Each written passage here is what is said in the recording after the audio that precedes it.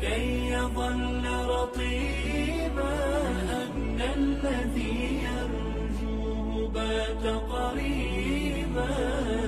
بشره بالإنعام بعد تصبر، يرعاك ربك صيبا وجديبا.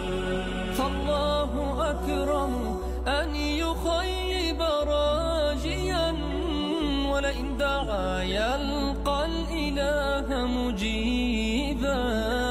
أيقن بما ترجو وإن طال الرجاء، سيفيض يوما مترعا ورحيبا.